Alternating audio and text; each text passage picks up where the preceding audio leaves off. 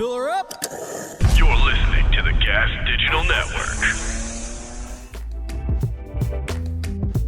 Master of Punk's Tamer Sages, the king of the ring himself. It's your boy Thicky Smalls, Gerard Michaels in the house. Well done. Handled well. That's beautiful. Welcome back, ladies, to another episode of Slick and Thick. Just the ladies? Yeah, the boys can go screw off. This is Gas Digital. It's your boy, the funniest man you never heard of, Gerard Michaels, Thicky Smalls himself. And to my right, sitting today, so you may not know, 6'3", 200 pounds, and every single one of them is a problem. The CEO of the RNC, the master of punks, the tamer of sages, the king of the ring himself, pretty Mickey Gall. What's up, Mickey? What up, Big G? I'm doing great. I'll tell you why I'm doing great. Yeah? We have a legend in studio today, bud. Hell yeah. Who we got in studio today, Mick? We got a former UFC champion of the world, Suga, Rashad Evans. The Suga. The champ is here. The champ. The champ is here. What's going champ on, is everybody? here. What's going on? The champ is here. The champ What is up, here. Suga? The champion of the world. What's What's that feel up? like to be What's up? champion of the world, man? It was quite an amazing experience, man. It was quite the experience. It is crazy because it all happened so fast. You know, I remember thinking, like, after I won, I'm just like, damn, that was it. You know? Really? Yeah, it was just I had a weird emotional night that night. It was like I didn't drink any alcohol, didn't do any party drugs, none of that. I was just sober, didn't even really eat food. I was just kind of like in a state of mind, like, damn, did that shit just really happen? Did you wear the belt all day? Like, did you just wear the belt around? I did wear it around. I brought it to the club and I just sat there and just, you know, watched how everybody was like, oh my gosh. And I was just like, damn, this shit is kind of fake, but Oh, yeah, Fake, really? huh? yeah. I mean, you know how people are, man. People get like, you know, they get the vapors real quick. Yeah. For sure. Well, I do know how it is because, you know, Rashad, I won the Pan Ams. Fuck. Hey. He got it out already. Oh my gosh. I can't believe. Anytime there's a fighter in here, GS will make sure he lets them know that he won Pan Ams one time. You won Pan Ams? He couldn't. Wait, no, don't play into it, Rashad. I want to know. No, It was a very- I'm out of here. It was a very difficult tournament. There were so many great, talented athletes from all across the globe. He won like a white belt Pan Am. It was and he's- blue. It was blue. It was a blue belt. It was blue. Hey, okay. How many people you fight? 5. Okay, Five. that's tough, man. Yeah. Did That's you hear that, tough. Mickey? Don't- I fought. It's them. tough, Mickey. Listen, look, being a competitor is not as easy as one thinks. You got the opponent on one side, and then you have to face yourself, and that is the hardest challenge, and you know that. Yeah, that's facts. I can't believe you didn't pile on G with me. I appreciate what you said. I appreciate what you said. I appreciate what you said. My man, Ponce and Tate. You took it as a teaching moment. The champ and is here. I respect it. I like it. You're right. No, man, You're but right. dude, you're the champion of the freaking world. Everything in your whole life led up to that moment. You got your hand raised, and you weren't pumped about it, man. You weren't. Yeah, like I said, I was pumped, but I had like a lot of weird emotions. I just didn't really know what to feel. You know, I felt as if like I enjoyed chasing a belt. Chasing a belt for me was probably the funnest part about it because it was always just like, all right, I got to prove myself. And having that mindset, it was a comfort for me because I knew I was going to be the underdog. I knew that, you know, I would go in there and take some people by surprise just because they weren't expecting me to be as good as I was. So I felt as if like, I just felt comfortable in that position, you know, and being a champion, you gotta change your mindset in order to face the challenges that now look at you as their big opportunity. Have you ever heard? It's interesting to hear you say that. Yeah, it's super interesting. Have you ever heard- like the being on the hunt? Yeah. You preferred that, being on the hunt instead of reaching the mountaintop. It wasn't as. Yeah, I have a coach that say, you know, you never want to reach the top because after you reach the top, there's only one place to go, which is down. You know, so Yeah, that's the old cliche. It's one That's thing the to old- get there. It's a one harder thing to stay there. right. Yeah. And there's the thing about it: when you get up to the top, your mindset has to switch over from being how it was before. Tyson Fury has a kind of famous quote about this. Not the same, but it's interesting that in how similar it is. He was talking about fighting Klitschko, knowing in the fight that he's beating Klitschko, and feeling this overwhelming depression come over him in the later rounds, going, I'm about to be heavyweight champion of the world. There's nothing for me. The rest of my life is nothing. This is it. This is the pinnacle. And he's talking about this while he's in the ring with Klitschko. This is what's going through his mind, is that what should have been the pinnacle of his career, the greatest moment of his life, and all he's feeling is this depression and sadness that's coming over him. Yeah, I mean, I can totally understand that. I mean, you know, it's a story you tell yourself to wake up and push yourself through the training. You know, you have to have a story. You have to have a narrative in your mind that pushes you to do what you need to do inside competition. And for me, you know, it was that I'm the underdog. I got to go out there and, you know, they're all against me. And I just told myself this crazy shit to just always be able to hit a switch and be able to be on point and be ready to go.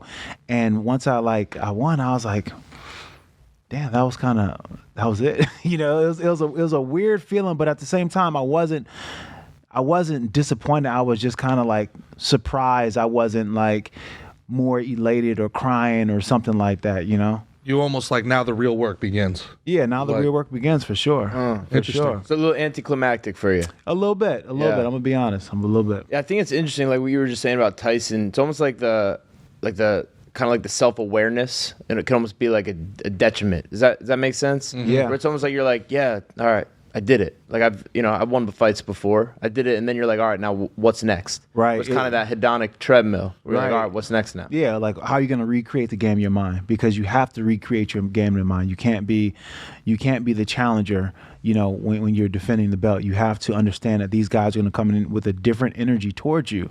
So the energy you have to have towards them just has to be different. You can't go into the cage and someone being hungrier than you. Did you always know that you had it in you to be the champion?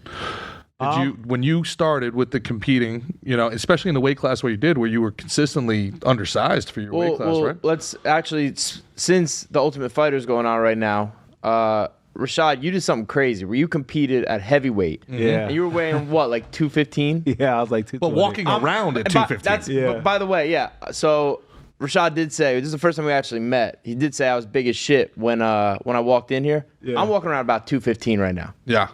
So that's like me competing at heavyweight right now. Those guys For are sure. massive. Which is crazy. And you compete at 170. Exactly. So you could have easily cut to 170. Well, I don't know easily, but he fought it. He was the. You could have reasonably cut to 170. Yeah, 100%. You agree? 100. I could have. I thought you were big, man. Well, you were the 205 he was thick. champ. He was thick. Yeah, 205 champ. Yeah. But I mean, I bulked up to get to heavyweight. So like, when I got the call to be on the Ultimate Fighter show, I was 195 pounds. No Okay, way. You could have made 170. Yeah, I was 195 pounds, and then I started to bulk wild. up to be able to be on the show.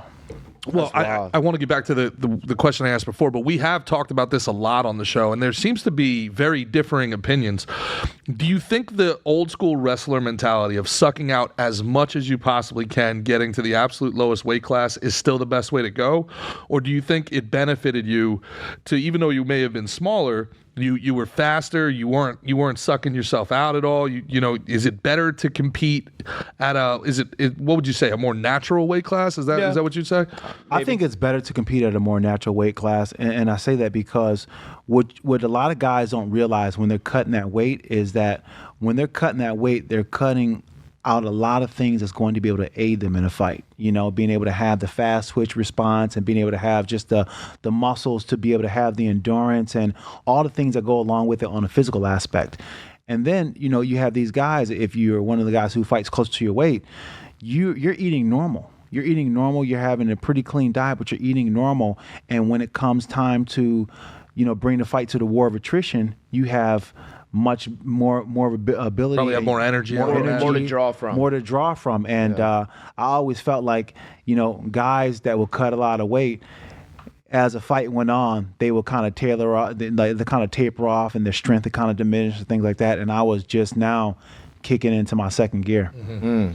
Well, you hear that, like with Pereira, he said he would never fight at that weight class again. It just was too hard for him. Yeah. And he felt like it just took it out of him too much. But then you see other guys, there's legends of Anderson Silva walking around at like 220 and cutting down to 185. Yeah. Like, you know, so I don't know. Is it that size? Definitely, I imagine being bigger does help, right? I mean, if you can put it back the right way, and I say that because now you're not allowed to do any kind of like any of the IV hydration methods anymore. So now you have to really put it in manually speaking, and that could be hard to do with the time that you have to do it, and then you still got to get in food as well. I mean, when you were able to do an IV, you're able to fill up with liquids and then still have your stomach empty, so you can fill up on food. do you think people Yeah, it still is a do that tough anyway? I mean, balance. how can you check whether people are filling? Yeah, I mean, you can get away with it, but the penalty behind it, if you do get caught, can really cost you. And people talk a lot, so if you do it, you have to make sure you have a camp that's pretty buttoned up. But yeah, you definitely can still do it. Yeah. Yeah. No, I know it's difficult, like, because you're trying to like pound the water, and then you got to like eat. So you got to like kind of wait, but you're like, I want to get this in. And it's like kind of like stressful. It is You know what I mean? stressful. Even It though is it's like the stressful. nice time where it's like, all right, I get to eat again and all this stuff, and I get to, feel good. I've just felt like crap for about a week. Yeah. You get to like satiate all that stuff, but at the same time, it's like it's a stressful thing where you're like, all right, my belly's all full of water. I'm like sloshing around here. Yeah. Now I gotta go and I gotta make sure I eat. I want my carbs. I gotta get my a little bit of protein, all that stuff. Yeah, because the thing about it is, and if you eat the wrong thing, then you can find yourself on the toilet the whole night. So then you're going to end up losing more weight than you would have lost, because now you got the runs, and now Your body can't adjust your to body it can't that adjust to it quickly. that fast. Interesting. So it's a very slow method. Like what we'll do is we'll just kind of sip on the water, even though we wanted to pound it. We'll just kind of sip on it throughout the whole day. Just keep sipping it. Yeah. Once you made weight. Did you That's ever what they find- always say. They're always like, yeah, like sip it, don't like pound it. Yeah, you gotta sip it. Because you can like your body's not ready for it. It could like reject it. Yeah. Like, Yep. And it's better to have it kind of room temperature or warm water, so that way it assimilates your body better, because when it's cold, then it's kind of even more disruption. Yeah, drink a couple beers, get those carbs back in you. Loosen up a little bit. You got to fight tomorrow. Loosen up a little Might bit. as well, right? Did you ever have a fight where you thought the size mattered? Where you were like, man, this guy's just this is a lot of weight. This is a lot of size. Nah. Yeah, I because you never were had always one of seemed those. faster, quicker to the punch. Your speed seemed to be a huge benefit at that level. Yeah, I felt as if like I was strong enough to handle with these guys. Like they weren't just gonna manhandle me, but at the same time, I did feel like they were big guys. But I'll say they're big, but I'm faster. And that's what be my counter to anything that, any attributes they had, they were big. They may be a little stronger. I'm like, yeah, but I'm quick. I can move out the way. They're not gonna grab me. Making heavyweight sound pretty good to old Mickey G over there right now. about now. They got heavyweight So I'm like, sounded maybe pretty I'll go back good. 85. Maybe I'll do it. That's it. You just got to stay quick out there. And that's what I always try to do, is just try to be quick and try to be elusive and, work. My whole game when I fought was always to try to get my opponents frustrated. And it was either through me being like cocky, or me just moving around a lot, or me just kind of taunting them a little bit. It worked for Rampage, that's for It sure. was a method behind my madness, because once you get an opponent mad, you get them fighting out of their emotions. And when they fight out of their emotions, they're not calculated. They're out the game plan. So then they throw punches where they throw and they bring their hips forward, making it easier for me to take them down. And they're less calculated. So it made it easier, and it made it so that I was able to make up for whatever area I wasn't better than them. Because a lot of times I wasn't better than these guys that I would beat, but I would just had a better strategy. Well, I mean, that's pretty humble, but I mean, at the end of the day, one person gets their hands raised, you know what I'm That's saying? right. It's like, Yeah, that's very hey, true. buddy, I'm not better than you, but I'm just going to go ahead and take it anyway, Yeah. When you're talking about being a fighter and you're talking about these sort of strategies and staying in your discipline, what are you looking for specifically? Like we talk about a Rampage. You never know what's real with Rampage and what's Yeah. not, but you clearly got under his skin. Yeah, well, I mean, with Rampage, I plant a seed earlier, right? Like you plant the seed with the trash talking, and then eventually when you trash talk, they're going to tell you how you can beat them, and they'll say it by really not even paying attention. Like for instance, when I was going to fight Chuck Liddell, Chuck was like, "Oh man, Rashad, if he thinks he's going to eke out another decision, then he has another thing coming." So then I knew if I moved around a lot and I really frustrated him, he will come charging. And that's what I wanted him to do. I wanted him to come charging. I wanted him to just be a little bit less calculated and just really try to rip my head off and play the counter game. Bro, I saw that clip of you knocking him out on Instagram today. They were showing like some Oh, they did? Yeah, it was like in like the greatest Christian, UFC we knockouts have ever. We have man. internet, don't we? Yeah. We can maybe pull up a clip when someone's talking about it. Yeah, they don't like to show that one too much whenever at the UFC. They don't show that one too much when it comes on when you're in the UFC event. They have like something that comes on right before the main event comes on. It's like a montage of all their biggest moments, and that moment is not on there. It's not there? No, it's not on there. Well, Chuck is still an icon. Yeah, I mean, Chuck, listen, I absolutely love Chuck. One of the best things that's great about this sport is being able to just be cool with people that you fight with, and for some reason, especially when you beat them. But we all gel together, man. And it's always extra easy when you beat them. Yeah, it's always extra easy. It's always extra easy. I don't know what you're talking about. He's a great guy. No, but I'm friends with people who beat me though. Like Anthony Smith, he's a good friend of mine. He knocked me out in the first round. So, but we're good friends though. We're good friends. But Chuck was one of those guys that was just. Oh, there it is. Oh, here. Oh, that's Rampage. That's me and Rampage right there. Uh-oh. Nice double leg there. I think that's after he caught me with the uppercut or something. All right, we got to keep this to like 5 seconds or less before Daddy Dana pulls our copyright card. That was probably one of my favorite seasons of The Ultimate Fighter to watch. Was when you guys were the coaches. Oh man, that was a fun one. That was excellent.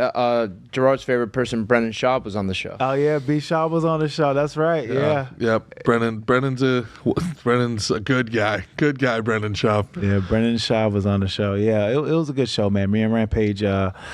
It was beef, man. Like was it legit or was it made for TV? It was legit. Really? It was legit to the point where they would have to tell us, like they pulled us aside a couple times, like, guys, listen, we need to finish the show. But you guys, every single time you're around each other, all you do is fight, and we got to film this show. So they asked us to kind of cool it down a little bit, but it wouldn't take much because what happened is. Rampage had like his cackling group that he was with, and anything he said, it was just so goddamn funny, you know what I'm saying? Rampage, right? So he'll say something to me, and next thing you know, I'm just like, I'm not gonna take this shit. I'm not gonna let you sit up here and raise your leg on me like I'm a fucking fire hydrant and just piss all over me whenever you want. I'm like, no, bro, we're gonna have it out. So every single time I seen him, I'm like, we can go. And one time in particular, we were out in public, and I was at a club and didn't even know he was in a club. And he jumped down out of this booth and jumped in my face and started talking shit like how we normally do. And I'm just like, are we gonna get it in here? I mean, okay, I'll give a free fight. And then the security guards came and they ended up kicking me out of the club. Get out of here! Yeah, they kicked me out. You know the why? club. Because you weren't in the A-team, bro. That's exactly why. It was. That was it. Gotta get your game up, bro. Yeah, that was it. You could tell. Is there still beef there? Nah, it's been cool. Like we did a movie together.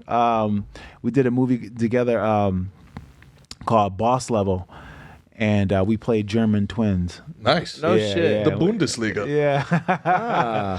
You could tell too that he was very used to intimidating people, and it was bothering him. He couldn't intimidate you. Yeah, you could tell it started getting. He started getting like, "What's wrong with this dude?" Like, yeah, he's like, "What's wrong with this little motherfucker? He's not getting bothered by anything I'm saying." That was a fun season. You had. I think it's also cool to talk about since it's like the new Ultimate Fighters going on right now. But you guys had it was all heavyweights. You guys had Kimbo was like the big reveal. Yep. You had the Country winner Nelson? The winner was Roy Big Country Nelson. Yeah, there you go, buddy. Yeah, legend. Yeah, no, he's great. Yeah, he was awesome. I'm trying to remember some of the other names, but even the guys who like didn't really. We had Brendan Schaub. We had Justin Wren. Yes. I love the stuff he's been doing. Wasn't there the guy that was the football player, ended up having a good career in Bellator? Who was that? Was Mitrione? Was it Mitrione? Mitrione. Yeah, Mitrione was on there. Was on there. We had a lot of good guys on there, man. You had titties. Yeah, I remember saying. I remember that shit. I remember that shit. There's a bunch of guys. You had a bunch of ex football players too. Yeah, we had. It was a great season. That's one if you guys are fight fans checking out like the new Ultimate Fighter, go check that one out. That's a great one. That was a really cool season. I grew up like watching the Ultimate Fighters and shit like that. And that was a really cool one for me. Yeah, one of my favorites. Everybody says it's one of the favorites, man. And I'm just like, man, you know what? My only thing is I wish that me and Rampage would have got to fight again for a second time.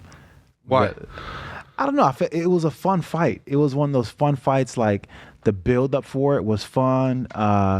It was like one of those bigger than TV moments, you know what I'm saying? Like everybody was talking about the fights, and we did a whole like prime time show, and it was like such a big buildup because what happened was we did the reality show, and then we were supposed to fight at the end of the season, but then he was doing his A-team thing, so that fight ended up getting pushed back, and I had to fight Thiago Silva in the interim, and then I fought Thiago Silva, and then finally we got a chance to fight Rampage, and it was such a build up because it almost didn't happen. So when it did happen, everybody was still hyped up about it. And if I remember correctly, his team tried blaming the loss on his filming schedule, that he didn't have a proper training schedule, and he didn't have he didn't have a proper camp, and that let's run it back again. That was like their whole excuse was like he wasn't able to dedicate. I mean, hey. He had a date just like I did, but it was funny because when I finally got a chance to really sit with him when we did the movie together, it's funny what people remember out of the fight. When I had him against the cage, I was just blasting his thigh, just hitting his thigh, right? And it's a very unorthodox technique. People don't really punch the thigh. They don't really do it. You've never had an older brother then. Right. Charlie horses. I beat the hell out of my sister's thighs. The thigh's the way to go, right? The thigh's the way to go. So I had him against cage, not much action was saying, and Herb Dean was like, all right, let me see something. So I just start just hammering his thighs. And I noticed that he was like really reacting. So I just kept doing it. So I talked to him, and I'm just like, he said, hey, Rashad, man, tell me the truth, man. I know I had a mole in my camp, and they told you that I had something wrong with my thigh, and that's why you kept on hitting me in the thigh, man. And I'm just like, stop. No. I'm like, no, I just it was Herb Dean. Wow. Yeah, I met Rampage a couple times. Really cool guy. Really nice guy cool as too. Shit, man. So I'm he's happy cool you guys. It's nice knowing, especially after watching that season as like a fan. Like, there's no beef there, and you guys are. Then the thing about it is the fact that Rampage was my favorite fighter for the longest time. Yeah. Like when he lost to Vanderlei Silva, I damn near cried, man. He was one of the guys in Pride, right? In Pride, yeah. He's one of the guys who really like I wanted to be like Rampage. And then when I finally got a chance to meet him, the first chance I got a chance to meet Rampage, he was cornering against me. He was cornering against me when I fought this guy named Sick Dog Ramirez. And that was his boy, and he cornered against me. I'm like, damn, my legend. Sick Dog Ramirez? Sick Dog Sounds like Ramirez. a fighter from the movie Warrior. Sick Dog.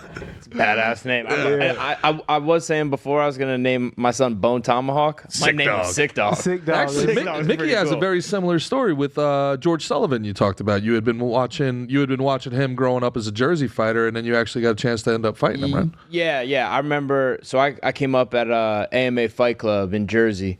And I remember he was like the CFFC champ. Like he was kind of like the baddest dude in Jersey at the time. Yeah. When I was just kind of getting into it, he'd beat guys from my camp, and then I ended up fighting him in the UFC. So it was like cool. It's cool when like that idols become rivals type thing. That's you know what I so mean? cool. Like yeah. So where did you train at in Jersey?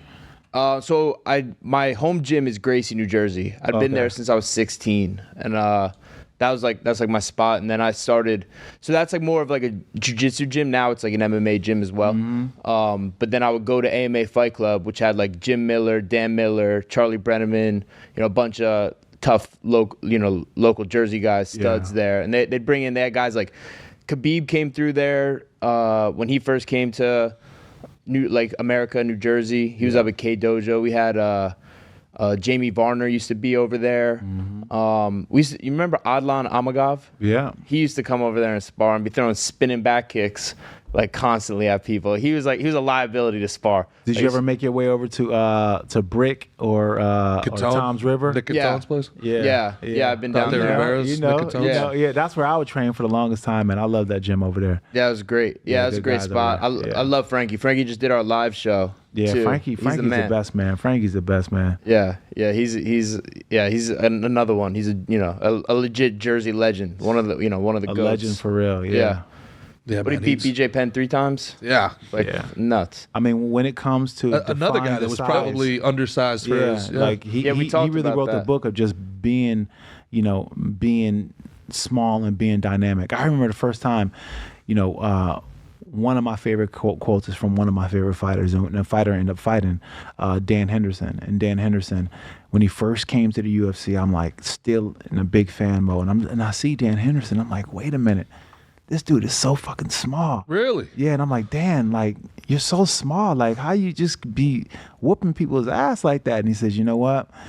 I'm really big in here. I'm really big in here, and it's just something that just kind of stuck with me because I'm just like, shit, yeah, me too. I'm big in there too. Wow. Because I mean, I'll never be bigger physically than anybody else, but my dog was bigger than a lot of these guys, dog. Because I was willing to go to the end. I was willing to go there. I just met Mike Tyson for the first time, and like it's the baddest man on the planet. And you're walking around like, man, that's Mike Tyson. You're also like, that was Mike Tyson? Yeah.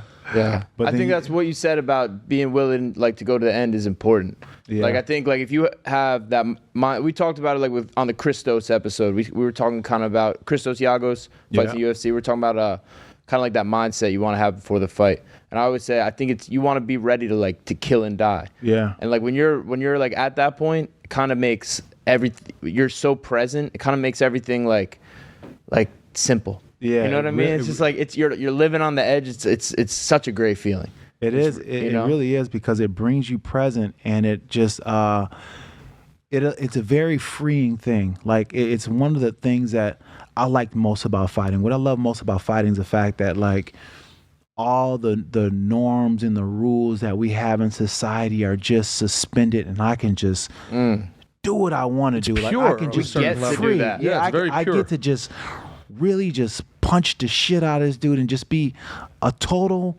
animal, and having the permission to be an animal for 15 minutes, for 25 minutes, it's the most liberating feeling in the world. Free is the word. Free is the perfect word. Just and be free. Yeah, we get to tap into that warrior DNA that's inside us. That most men, it just has to lie dormant. Become ungovernable. I mean? It just has to lie dormant. They can't. You should train at least. Hell yeah. Go get a little taste of it. It's fun. Become ungovernable. You get to do that. You sign even if you just go to a gym, you sign a permission slip. You know what I mean? You should learn for a while first. Learn how to spar right and do all that shit. There's such a purity to it in a world that's becoming more and more convoluted. Yeah. This person is this. I'm assigned this. I'm fluid. That you're a winner or you're a loser. Right. It's very simple. You're in there, and it's you, and it's another person, however they may identify. But only one of you is going to win. You can't identify as a winner at the end of the fight. It's just this is it. It's me. It's you. It's pure, and it's the truth. Yeah, and the best thing about it is the fact that once you really reach that stage of competing, and where you realize that it's not even about this other guy. This other guy who's out there that I'm fighting against, he's just a set of equations that I got to solve. But really, it's all about what I'm going to bring to the table. And I feel like a lot of times in the fight game as athletes, we kind of forget that. We kind of forget that the battle is won here first. And when you win the battle here, and when you're able to defeat yourself, your opponent is going to be, is going to be a lot easier to beat. Can you expand on that? When you say did you say like to defeat this opponent first, like yourself? Defeat yourself, yeah. In what way? What do you mean? Make friends with the worst outcome. Be okay with whatever happens in the fight. And a lot of times we're in that space where we're so afraid of what's going to happen that we stop ourselves from doing what we can do. Reaching your potential. And it's the fear of just not being able to, have our hand raised at the end of it. But the truth of the matter is, you got to be willing to not have your hand raised if you really want to win, because otherwise you'll be too timid. You won't go all in, or you won't be able to go all in, because in order to have that win, you have to be able to take chances. And when the more chances you take, the more of your probability is going to be to win the fight. You take more chances, you go out there and you take more risk. You may get hit for that risk. Fortune favors the bold. Fortune favors the bold, 100%, especially in the fight game, because it's a game of me imposing my will. And I can't impose my will unless I'm out there taking chances to impose my will. I love that. So I like that. What was your process about becoming friends with the worst outcome, because you hear so many other people talk about manifest greatness, only think about the positive, don't let the negative thoughts slip into your mind. You hear that on one side. Yeah. And on the other side, you're saying, as a champion who's lived it, think about the worst case scenario and be okay with it. Yeah, you gotta look into that fear and see what it is behind that fear that's really holding you back. Because what happens is you're afraid of losing, but why are you afraid of losing? Well, I'm not gonna be able to make the same amount of money. Okay, then you deal with that.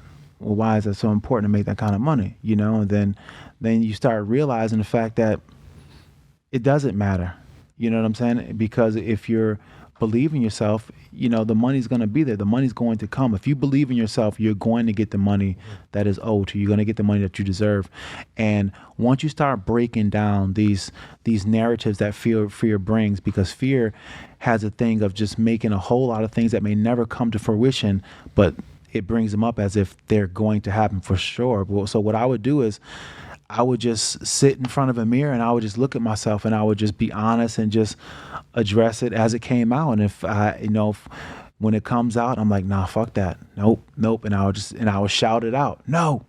I would shout it out and I would work myself up and I would really get myself believing, and not just saying it, but truly believing that no, I'm not going out. And my thing was this. You would say no to the thought? To not just to cancel it out, but to almost to shut it down. Because I've heard, actually, me and Matt Brown are very close. Yeah. And that's something that he would say, literally he would say no. When a bad thought would enter his brain, he'd be like, no, to shut that shit down. And everyone has, those moments of doubt. And you picture something bad. You picture yourself getting dropped, or you could pick it's a fucking fight. Anything could happen. Yeah. But you would you'd welcome the thought, kind of examine it, and then you'd shut it down. Yeah, and I'll say I don't give a fuck, and that's how I just say that over and again. I don't give a fuck. I don't give a fuck, and they'll come on my mind I don't give a fuck. I don't give a fuck. And I'll say that over and over again until I just didn't care.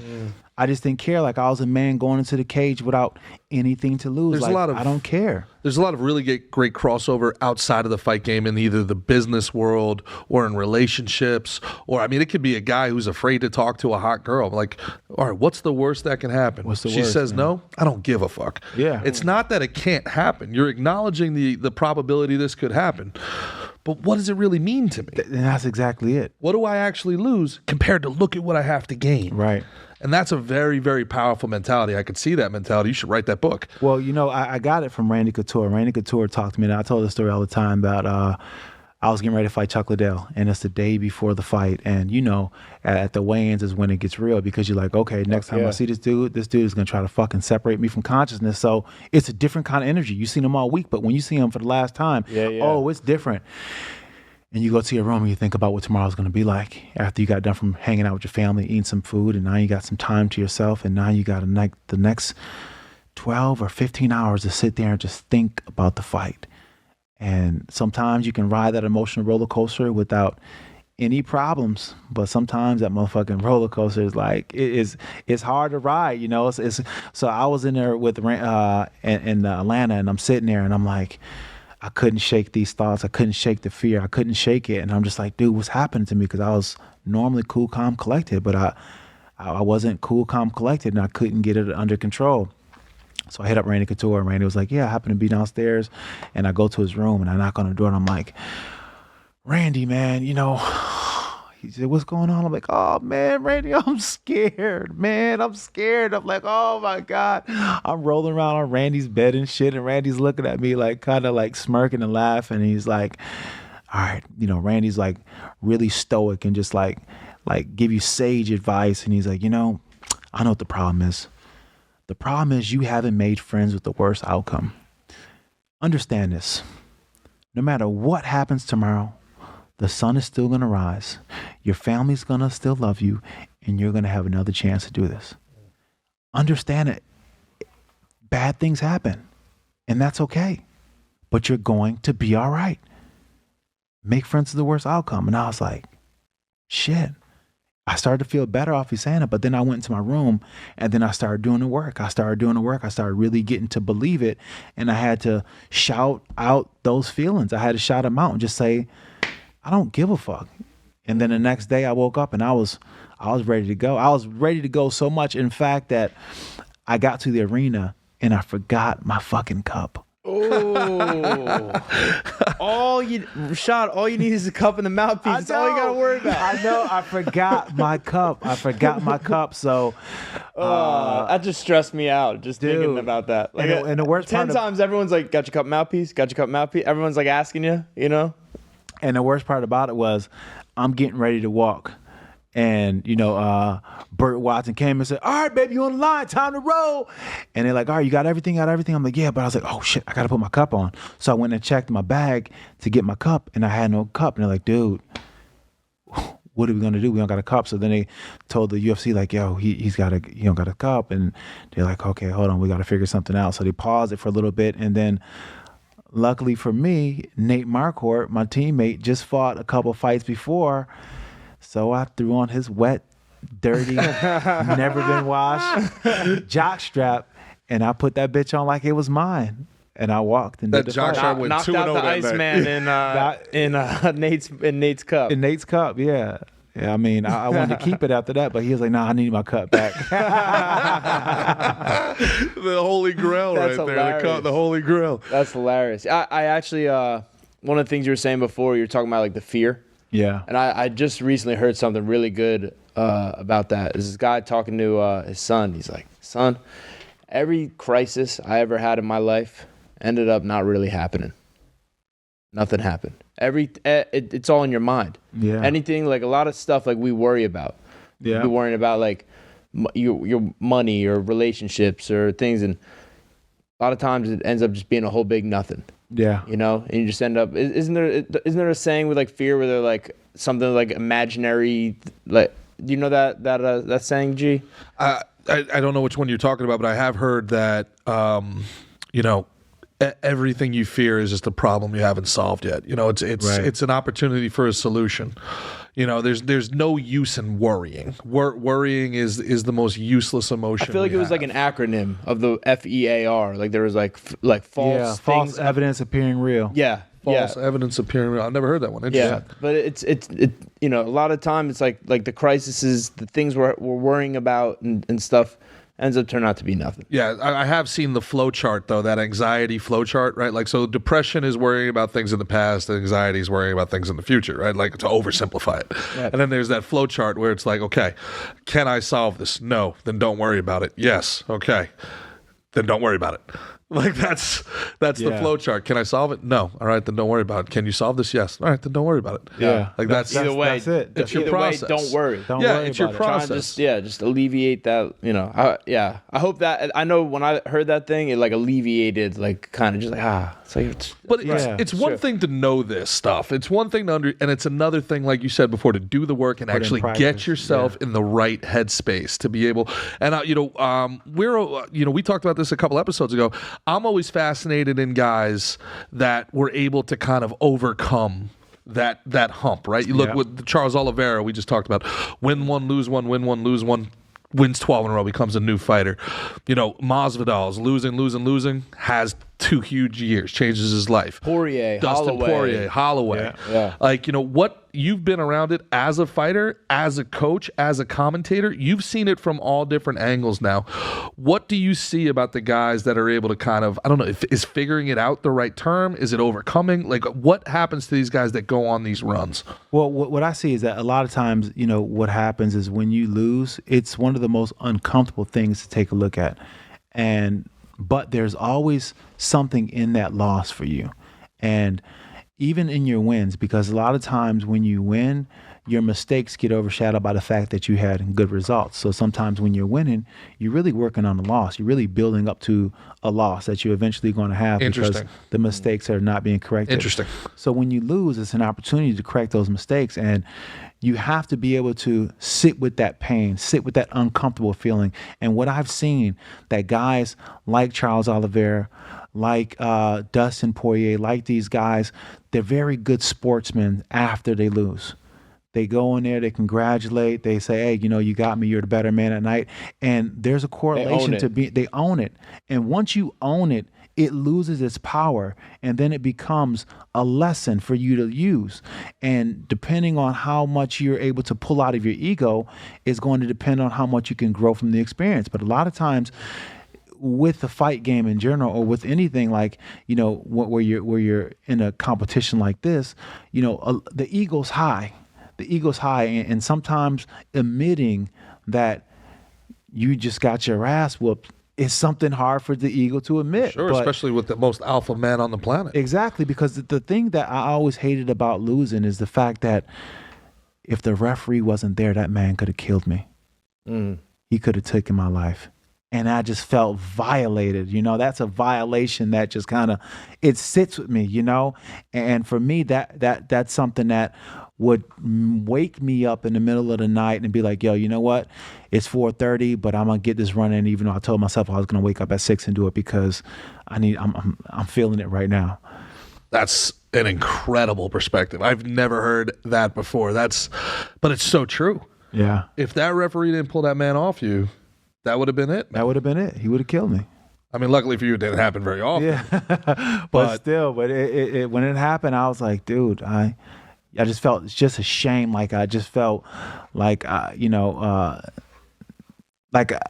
I just been violated, and I couldn't wash that feeling off me. Wow. That's an internal drive right there. Yeah, I always say if it was fights to the death, that I'd be undefeated, but I would have lost one. One time I would have got killed. Yeah. I always say if there was, unlimited strikes, I would have never struck out. So, I couldn't agree with you more. But I know that feeling you're talking about, and yeah, it's a motivator. Yeah, it is. It's definitely a motivating feeling. Yeah. Now, what is it about a John Jones that separates him from everybody else? I mean, you fought some of the baddest men on the planet. Chuck Liddell, we talked about, Rampage. I mean, you name him, you fought him, and then there's John Jones, who it just seems like he's been performing on a different level than everybody else. John has a belief in himself that has never been shaken, and the belief that he has is it's crazy. Well, he had to defend himself from two NFL caliber brothers his whole life. But I mean, it's something to really be examined, because like it's the same things that make you great will not make you great in so many areas, because he has this big ego. Sometimes he gets himself in the trouble that he gets into outside. The only person that's ever been able to beat John Jones is John Jones. So when he applies it to sport, it's fantastic because of the fact that he's got such a sensational belief in himself that, even no matter what, he's like, I'm going to do it. I'm going to do it. I'm going to do it. And he truly believes it. And he does it because of that. But it doesn't hurt being 6'5" with 78-inch reach. And listen, no doubt about it. No doubt about it. His physical attributes, 84-inch reach. 84-inch reach. His physical attributes stand on its own as being a huge advantage. But outside of that, I know what it's like to have to mentally bring yourself to a fight. And I couldn't imagine bringing myself to a fight on the heels of some of the things that he had to bring himself to a fight. A lot of times when he was getting to the cage, he was coming from a very uncomfortable situation where he's got in trouble for something, and he had that in the background. And sometimes when you get so many detours outside the cage, your life outside the cage gets bigger than your life inside the cage, and it starts to overshadow the work that you do inside the cage. He was even able to turn that into a win when he had one of the greatest trash talking moments of all time, where DC was getting after him. He's like, I beat you after a night of cocaine and hookers. Knock it off. Like, right. That's what I'm saying. Like, you're sitting there like DC, you're like, he did though. Damn. Yeah. John Jones is a special individual when it comes to competing. What was your plan against him? When going into the fight? You were like a big brother to him, right? You guys. Yeah. I remember in the lead up to the fight, them talking about the relationship that you guys had, were at Jackson Wink. Yeah. John was a really good training partner. I enjoyed working with him. I didn't believe that he would, not try to be the dominant one and try to fight, because we had a situation where we had myself, Keith Jardine, We had Brian Stan in the 205 weight class as well, and we all avoided each other just fine without even entertaining too much topics about fighting each other. It's just something that we didn't talk about. We just didn't agree that we weren't going to do that, and that's how we were able to train and give each other our all in training practice, because we were doing it in good faith that we weren't going to fight each other. But then things got different when John, John's a young man, started feeling his O's and really started to accomplish some things. And, he started, saying that he would fight me and things. And I'm just like, at the time, my ego got the better of me. And I'm just like, all right, bitch, let's do it. And, it was tough because I felt as if, they chose him over me. And I was like, The camp. Yeah, I'm like, you rat bastards, you motherfuckers, because at the end of the day, I helped put them on. For sure. But I can't get mad at them for them wanting to have dreams and aspirations as coaches too. You know what I'm saying? And maybe they didn't see it in me that I could get them to where they wanted to be, and it was about talent. And I was like, not about loyalty is how you were feeling though. No, it 100% was not about loyalty. Yeah. No. But it just wasn't a move. That's just stings though. It killed I can me. speak for us two. Loyalty is a big thing. You know what I mean? For most people that is. Yeah. So that would burn you up, but your team's kind of turning your back on you. Yeah, it killed me for the longest time, man. Like I couldn't even, like, I had friends in Albuquerque. I had a whole life in Albuquerque that I would go and spend so much time, at least 9 months out of the year in Albuquerque, just training and on and off. But when the whole thing happened, I just couldn't go back because I'm just like, I felt like everybody was fake. If Greg and Wink was like that, I'm like, damn. And these were the guys who I was pretty close with. But time heals everything, and perspective and taking your ego out of it also it does as well too. And when I realized and look back on some things, I realized that it wasn't so personal. You know what I'm saying? It wasn't a personal. They were doing what was the best for them, and they made a good decision in a sense because conversation John Jones. With myself or just with them? Like how did they break the news to you that you've been riding in and rocking with them forever, and I'm gonna go with this newer younger guy? I told them that I would fight John, and that's what he's been asked for, and they were like, all right, they were gonna corner John, and I was like, all right, I guess. That's a fucking kick in the nuts. I was bro. like, damn. I mean, fuck. And I just started to. I moved here at the time, and it kind of dovetailed to when I was going through some marital problems as well with my wife at the time, and I ended up coming out here, and I had like a knee injury, so I just formed camp out here. End up spearheading the Black Zillions. Yep. Which I'm now training at an evolution of. Absolutely. I came down about a year ago, just to like Henry had invited me down, the great Henry Hooft. Yeah. And I was like, I'll come down maybe do like a week or two. And after like 2 days of training, I was like, I'm moving here. It's a good vibe, man. It's a good vibe. But I mean, everybody on that early team, Henry, Tyrone, Vitor Belfort, all these guys, they all came in. Anthony Johnson, Michael Johnson, all these guys came in, and they came in to just, to train. At first, I just wanted to camp around me. I was like, I'm done with this super camp shit. I just want to form a camp around me and just have guys that I want to train with just come in and pay them for the time and have them leave. But then everybody would come and they would stay. And then pretty soon South Florida's pretty dope. Yeah. I mean, Albuquerque's okay, I guess. But I mean, but at the time, it was like a movie because like Glenn Robinson, our old manager, was like, he spared no not expense. the crime dog. No. Glenn passed away. But he had this tool company called Iron Bridge Tools, and they made tools for Home Depot, this Husky brand tools. They off-labeled these tools. Yeah. So they made all these tools, and he had good money, and he spared no expenses when it came to just like building his team and just like making us a force. And people kept coming, and we just kept growing. Well, I guess that's the evolution of the sport, really, because I do remember back in the day hearing like Machado would never fight Silva, best friends, and this and that. But as the sport consolidated, who? Wasn't it Machado and Silva? Was that who wouldn't fight each other? Machado. Am I saying that wrong? Machida, not Machado. Machida, yeah, sorry. Machida. So, but as the sport consolidated, and you have like 4 or 5 camps that are really running all this, like you kind of have to fight your own guys if you're going to go anywhere. I mean, the Kill Cliff guys fight each other all the time, right? I mean, not all the time, but it happened. I think most recently with Usman and Burns, right? That's the nearest example I could think of. And then there was recently Derek Brunson was supposed to fight Dricus Duplessis. Yeah. There's the analyst in, not to say. People say I just call him Dricus. But they were supposed to fight, but it ended up going away. But Dricus used to just come down here and train. But if we have a lot of people visit, so that's very possible too. Like you visit, you train with a guy, and then you end up seeing them.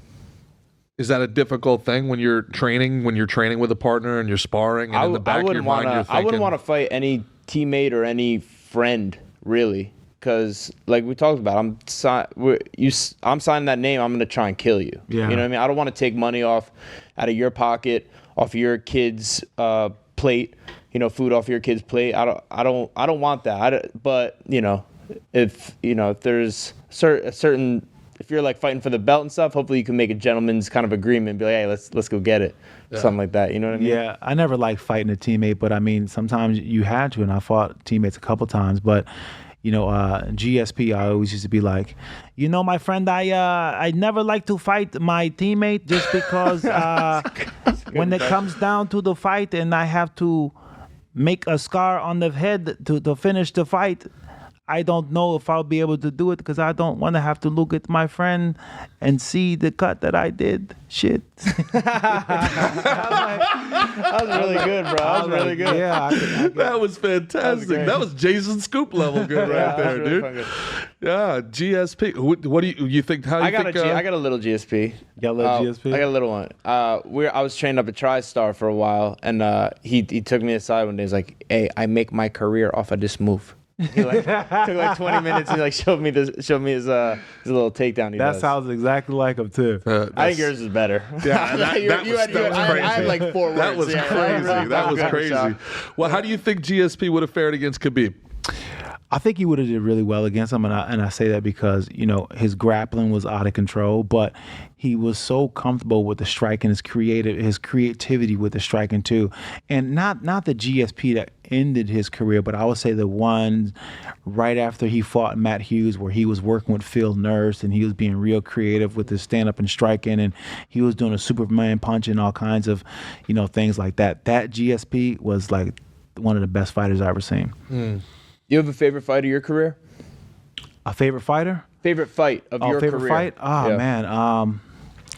No, I have a couple of them, to be honest, man. I have a couple of them. But, Chuck Liddell's one of them. When I won the belt is another one. I just remember having these moments in the fight where, it was like I was surprising myself. And those were the times that I truly enjoyed fighting, because it's always good to go out there and you have this belief in yourself, but when you go out there and you start to surprise yourself on something that you didn't expect that you could do, and you're doing it in a fight, and it's like, oh my God, I'm so much better than I thought. That was always a fun experience for me. Yeah, I remember another one of your fights that stands out was that Sean Salmon head kick. Oh, did you hurt your leg from kicking that dude in the head so fucking hard? Oh my gosh, it was sore. It was sore, but I mean, it was bad. That shit must have felt good, huh? It did feel good, because that was like pull that up, Christian. That was like really one of the only times, like, I've been in a lot of fights, but that was like one of the only times I actually been mad when I was fighting. Like, I got really mad. I went out there to try to make a point. He was coming in as a late replacement. Nobody knew who he was. And I remember talking to my mom before the fight, and then she was like, now my mom, before I got into fighting, she was like, now Rashad, your ass gonna end up in jail with all this fighting. And I'm like, Mom, it's not it's not like that. Well, Rashad, shit, still, you know what I'm saying? That's how she would be.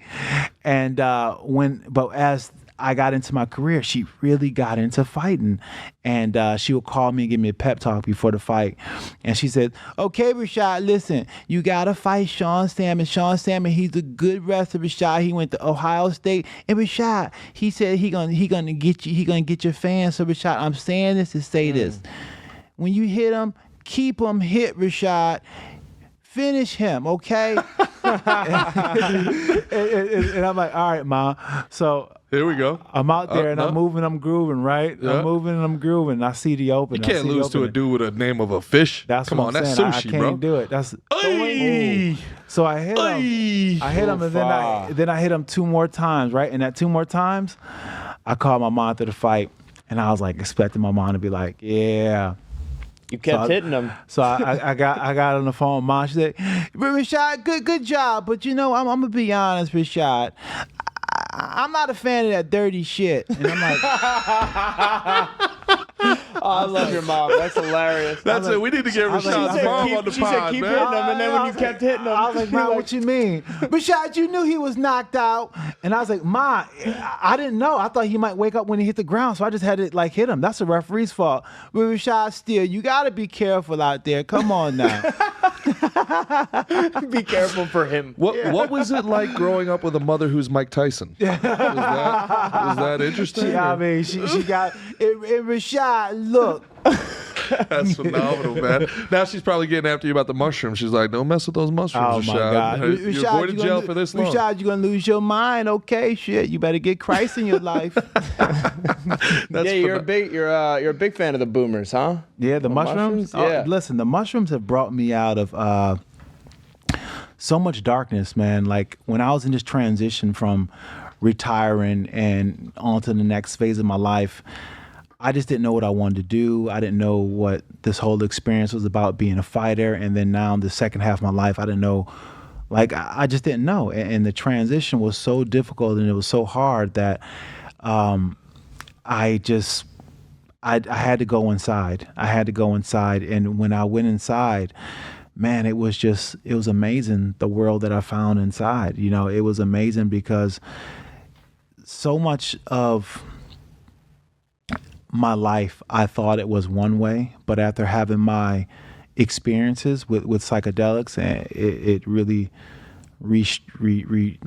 completely rearranged my whole thought process on my existence in general. I'd love to hear more about that. Well, I know personally, taking them, I would just say I evolved through them. Like it made me understand the world better, understand myself better. There's been times where I've never been happier. I think than I was on a little boomer trip. Yeah. It's really something amazing. Like it has that little hippie-ish like vibe to it, like where it's like it has still kind of has like a negative, like the way they do with all drugs. You know what I mean? Yeah, listen here, that kids. one's like that's like a mind enhancer. Good, clean living and sparkling water is how you look like me. If you don't want to look like them, you stay away from the the okay? This is Yeah, but I think if you're in a you're an adult and you're around good people, go out in nature or something, try something, you're gonna have a positive, life-changing experience. Yeah, absolutely. I feel like, with the mushrooms, it just kind of helped me to see so much in life we try to solve what's really going on, because with thinking of things in the physical sense, as if like I can physically, everything is physical. We live in such a material world that everything always, translate to figuring it out, on a physical level. But the truth of the matter is that I feel like it's all about the consciousness. It's all about consciousness. What we experience more than anything is purely consciousness. And when you start to really explore your consciousness and you really start to dig deep and not be afraid of, what's in there, when you're not afraid to go deep and explore what your consciousness can be and how vast and how amazing it is. Once you're not afraid to do that, you really start to unshackle yourselves from the physical barriers that kind of keep you trapped in fear. Because the truth of the matter is the fact that it all comes down to this fear of perishing, not being able to live, dying, and running out of time. But then when you realize that time is just the biggest illusion, and what you are is so beyond it and something outside of time, that you just realize that you really can't fail and you really can't do anything that's going to destroy you for what you really are, because in a sense you were never really even born. It's a difficult realization because, like, I don't fear dying at all, but I do fear not accomplishing what I want to accomplish before I die. Does that make sense? Like, like it wouldn't be like, oh, you like, it's not like I'm afraid of death, but I am very much afraid of failure in some regards. I don't know if that makes sense, what I'm saying. Yeah, it makes sense. It makes sense. You know, having on a much smaller level, having gone through playing minor league ball, having my dream, you know, disappear, and then going through a very dark, deep depression as well. You know, I wonder, going back to what you said earlier, the process of you, when did you know it was over? How did you handle it being over? Yeah. And then, you know, how were you able to kind of reinvent yourself? So I lost 5 fights in a row, and I didn't lose many fights, but I lost them all at the end of my career. And it was like, you know, it was kind of hard for me to really bounce back from, because I didn't have the experience early out and really how to bounce back from that kind of loss. And when I started losing, I just didn't know how to rewrite that ship. And then it got to the point where I'm like, wait, I don't even know if I want to even do this anymore. And then it got to the point where I'm like, I'm just doing this more or less because I'm afraid to really see what else that I can do. You know, I've been doing it for so long, I just become so mechanical about it that I lost a big feeling for it, you know? And I really had to do some soul searching. So I didn't know how to gain the perspective that I needed to, but my friend introduced me to a modality called 5-MeO-DMT. And it is it's medicine from the back of a Sonoran desert toad. If your friend is Joe Rogan, you can just say his name. Like, it's fine. Like, if you're like, so I have this bald friend. And he's like, hey, have you tried DMT, bud?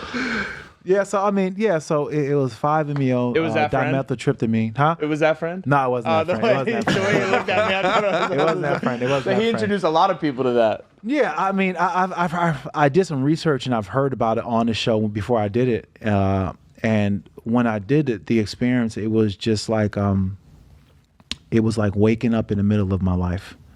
Like, it was like realizing the difference between reality and the dream. And this is the dream. This is the dream. This is the dream. Now you've done DMT, correct? Yeah. Did you feel the same way? No, I didn't find that. I don't know if I completely, as they say, blasted off or broke through. I did see what I see. It was like almost like little like almost like these little things above me. My eyes were closed, but I saw it was almost like it's almost like they were.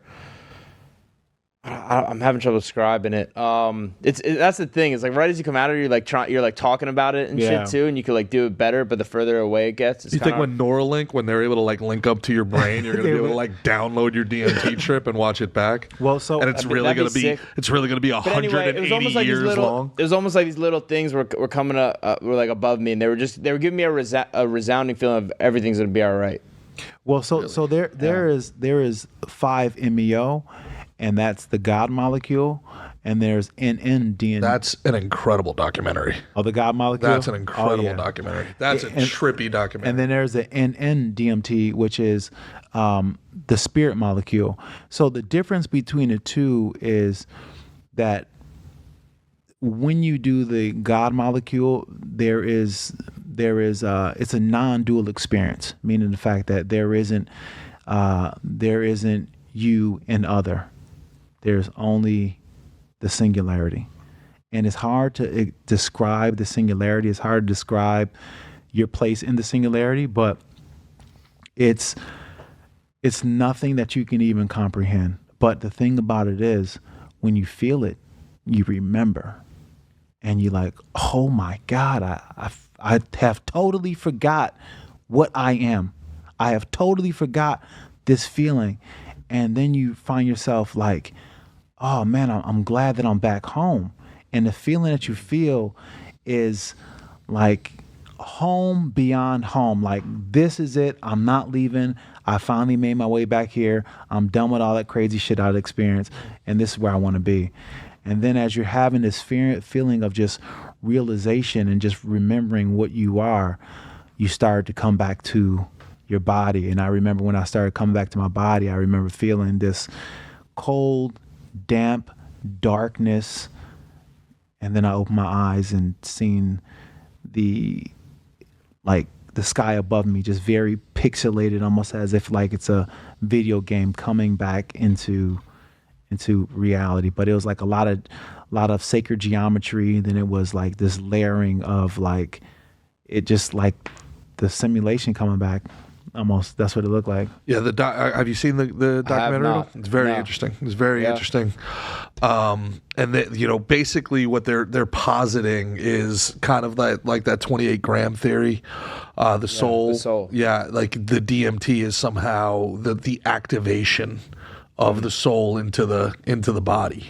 And by taking the DMT, you can remove the soul from the body. And what they're positing is that's you seeing the singularity where all the souls reside. And it's a very interesting. What's more interesting to me about DMT than anything else is people that have never met each other, that are from all completely different walks of life, seem to see the same thing. Yeah, like they're like elves or sacred geometries. I feel like there's more like fairies or so, like there's different like through lines. And my understanding of ayahuasca is it's DMT as well. So it's DMT, but these are all like, there's all different levels of what the DMT will show you, and like the programming on what we are from a vibratory sense is so complex and so hard to explain, because we have these energy bodies, and these energy bodies that we have the ability to be interdimensional. And it's hard to describe these interdimensions because it's almost like something from a 5D reality trying to speak their reality to something that's in 3D. It just won't work. The concepts, the understanding are just not there. You know what I'm saying? So it's the same thing when you have these experiences with the medicine. You go to these realities, and it's so far beyond this physical realm that it just doesn't fit, and you can't really articulate it because it's beyond anything that we can comprehend. And this helped you come to terms with your athletic career winding down? You felt like there was something bigger than you, or do you feel like there was a new purpose for you? Or? I mean, I just felt like what I truly was, and feeling what I truly was, there was no nothing left to prove. Yeah, like the human experience and everything else like that is great, but the experience and the essence of what we truly are is so beyond anything that's comprehensible, that if people truly knew what they are, there's no way that society would be the way that it is. There's no way that there would be positions where people are governing you or over you or a thing like that, unless you allowed that to be. But we live in a society where we're so trapped in our physical understanding of what we are in reality that we don't realize that what we are is outside of that. Yeah. Big takeaway from today's episode is punch people as often as possible, take DMT, and become ungovernable. That's what I'm talking about. I love this episode. This is great. Yeah, it's on brand for sure. Oh, man. DMT is sure. the one thing like I want to do, but I'm genuinely a little bit afraid to do. But it's okay to be afraid. I mean, being afraid of it is good. Like, having a healthy fear of it, you should, because it's going to shift your life. It's not a movie. You know what I'm saying? Like, a lot of people want to like, oh, I want to have the experience, but it's like, bro, it's not a movie. It's going to show you some things, and the thing about it is the fact that the medicine, once you open that gate of consciousness, because when you have your mindset right now, you know, you had your waking reality, then you know yourself in a dream state, but that's as far as you know your conscious experience, right?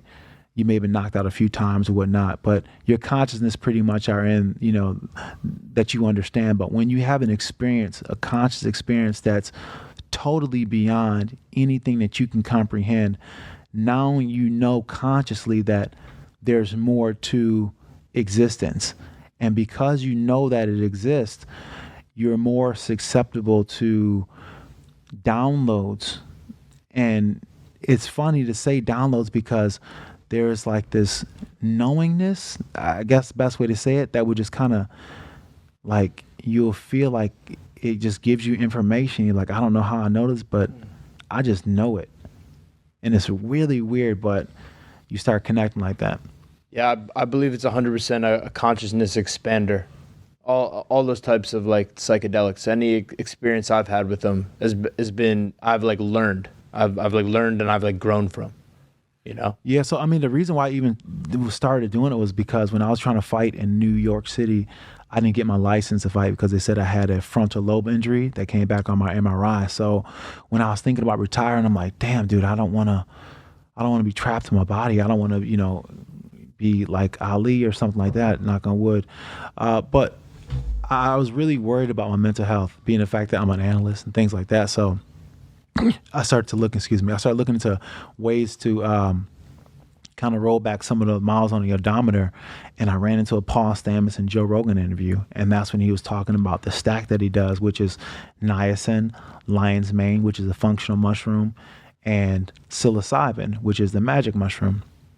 And he's talking about the protocol that he uses, and it helps with concussions and it helps with, neuroregeneration. So I started to use it, and I started to feel like real gains. Like I would train, and not only was I able to see the opportunities when I was sparring, I was able to get to them. And when I felt like I was losing a step, was because I'll be able to see it, but I was just too slow. But I started to really feel the benefits of it. And just to correct one thing, you didn't end your career on 5 straight losses, because last year you came back. I did. And we got a dub. We got a dub in the column here. I got one. Yeah. So you are now part of a company that deals in the mushroom world. Is that correct? Yep. Is it your company? It's me, Jake Plummer, the quarterback from... Really? Jake the Snake? Wow. Jake the Snake Plummer. Jake the Snake Plummer from Colorado, and Denver Broncos, Arizona State guy, Arizona Cardinal guy, and Del Jolly. I love Del. You know Del? I know Del. Yeah, Okay, I spent some time with Del. I did some stuff with the Realm of Caring out in Colorado. Okay, yeah. We did a bunch of stuff together. I love him. He's a great guy. And So Del, the name of the company is? it's called Umbo. Pull it back up, Chris. You can leave it up. Yeah. Scroll up there a little bit so people can see what it is. Yeah. Tell us about Umbo. So Umbo, we only have functional mushrooms, which are the lion's mane, the turkey tail, the reishi, the cordyceps, and the shiitake. And Shiitake? Shiitake. Now shiitake is good for like hair and nails, and each of these different SKUs have like different things they're good at. Like lion's mane is good for nerve regeneration, and is good for cognitive health. And How do these things taste in a cordyceps. marsala?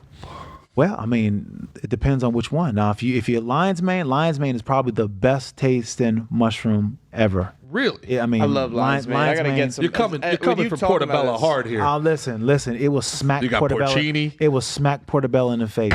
How dare you? Portobello is delicious. Well, and in it's fairness, better I for haven't you. tried It's a better lion's for mane. you. Yeah, It's lion's better for mane's you. so good for you. So like, there's things with mushrooms where like under. And I think you might know about this. So correct me if I mess up at all. But like there'll be paths of mushrooms like connected like for miles under the ground. Yeah. Right? Like they'll go through they'll see like tree roots and they'll go around it and they'll connect into and it can do the same thing like for your nerves. Yeah. Like Yeah. connect things in your body. Yeah. And like there's a lot of special Pretty stuff viral about- video going around about how Japan, because of so many fault lines, Right. very difficult for them to connect their subway system. Yeah. So they had these Oh, engineers. yes, I saw that. They had these engineers trying to figure out what the most effective usage of their roadways would be, and then some genius, or somebody who was probably like some 20-year-old kid who was on Boomers, like, I got an idea, and he put out mushroom food with the map, right? Yes, where all of the subway stops they proposed were, and then they let the fungus grow, and it came up with a route that was something like 20% more efficient than any of their engineers. Wow, see, and that's amazing, because the mycelium network is so important to the to the kingdom, the plant kingdom, and the fact that when the trees are out there, they pass nutrients and they pass information through the mycelium network. And I kind of believe that's one of the reasons why when you ingest these mushrooms that you just kind of get this download of this ancient knowledge of self, because you're eating the knowledge of the earth. You know what I'm saying? Like, imagine if the tree could talk. Think about the trees and think about the story. You take mushrooms, bud. I'm like on mushrooms right now, but just think about it. You already know. No. Is that tree talking? I'm telling you. Well, you see them breathe sometimes. I mean, you see them breathe sometimes. Trees are sentient, man. People don't believe it. Trees are sentient. Yeah, you think so? Oh, 100%. Man, Sean Salmon over here is watching this going, I got my head kicked off by a motherfucker who think trees are sentient. Hug a tree. Hug a tree. He's like, why don't you just hug me, man? This is brutal. That's cool, man. So you're the that was research called Umbo, UMBO. Yep, you can go to getumbo.com, sign up for our newsletter, and get some special deals. And I'm gonna get on. I'm gonna get on Umbo. We gotta get on 100%. Umbo. Now, this is legal to sell this right now? yeah, it's legal because it's functional. And the it's lion's mane, like, do you have reishi? Yeah, lion's mane, reishi. The turkey tail is a very important one, and if you're, with all the, the things that are going on as far as with gut health. That's what I keep hearing is that the new mushroom thing is like if you can replace coffee with this mushroom mix, apparently. Yeah, it's amazing for your body what mushrooms can do, because it's an adaptogen and it brings your body to homeostasis, and when you start to bring your body levels up and really start to take care of some of the issues that you may not even know you have, you start to really relieve yourself of the symptoms that represent themselves as disease. You start getting to the root cause, and that's a problem with a lot of allopathic medicine, the fact that it doesn't get to the root cause. You're only taking things for symptoms, and after a while you need a medicine for the medicine. So when you start to really get involved with the mushrooms and start taking it really resets your body in such a way that it allows your body to heal itself like the body's meant to do. The body's meant to heal itself. And it's like, when you get a cut on your arm, you're going to get a scab and it's going to form, and pretty soon the scab's going to fall off, but that wound is going to heal. The same thing happens on the inside, but the only thing that we don't really focus on, the fact that, like the arm scratch or scar or whatever, you got to keep it clean. But we don't keep our insides clean. We're not doing things to make sure that we're constantly detoxing. We always want to consume, but we're not really focused on detoxing the body. Yeah. And that's why for me, like, I spend a lot of my time, like, I'll fast and I won't eat till maybe 1 o'clock. Fast. Intermittent fasting. What does this word mean? Not running. We're not talking about running here. It's even worse. Yeah. No, but listen, intermittent fasting, it allows your body a chance to just get rid of some of the stuff you just consumed. And listen, I love to eat things. I love to consume. But at the end of the day, you have to realize that there's a ratio that has to play out, and if you're off in that ratio, then you can start developing a lot of bad things that happen. The body can get very septic. Now, a guy that's incredibly interesting, man. Now, a guy that's been through the fight game as much as you have. You look at a guy like Mickey coming off of an injury here, coming back, starting the second part of his career. What advice do you got for a guy like Mickey if you were in his position? I already got a bunch today, but please. I would tell Mickey, write out your plan. Write out your plan and what you truly want. And writing out your plan and what you truly want, it will be a roadmap to what you need to do. And when you become connected with what you wrote down, and when you start believing what you wrote down, then you'll start seeing it come to fruition. But you have a pen and you have a pad, and you're supposed to write your spells in it. Cast your spells. Be the magician. Start writing down what you want. And once you start to do that, you'll start realizing that things that you may have never thought were possible are somehow possible. But it has to start up here and has to start in here. See, I would have thought like maybe like keep your left hand higher, throw like a front kick, like something. He knows how to fight. He's a fighter, man. He's a dog in there, man. I seen Mickey fight. Mickey's a dog in there, man. I'm joking. Just joking. Yeah, I know we're getting down to it. What other businesses do you have going on now? I know we see on ESPN, one of my favorites on there. Like the way you talk about the fighters. There's certain guys like I think, and I'll even call him out a little bit. I think DC almost sounds like a fan, like a shitty fan sometimes when he's calling the fights. Yeah. I think like he's like he shits on guys a lot.